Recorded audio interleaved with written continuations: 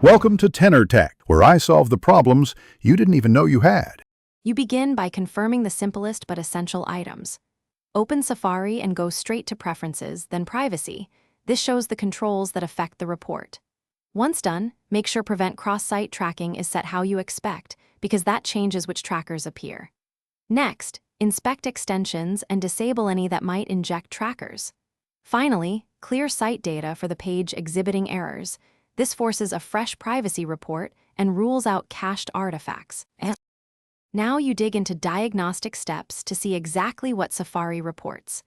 Enable the Develop menu and open the Web Inspector, then switch to the Network tab to watch requests as you reload the page. This reveals third-party domains and which resources are blocked, explaining why the privacy report lists certain trackers. Make sure to test the same site in a private window and on another device to separate local settings from site behavior, because differences often point to extension or caching causes. Finish by applying fixes and validating the result. If a legitimate service is misclassified, allow its domain in your content blocker or add an exception.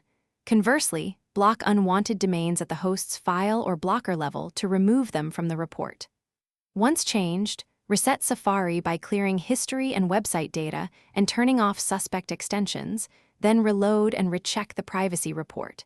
If problems persist, restart your device and capture the exact report entries to share with support. This detail speeds resolution. Thanks for watching. Subscribe to keep your life in tune.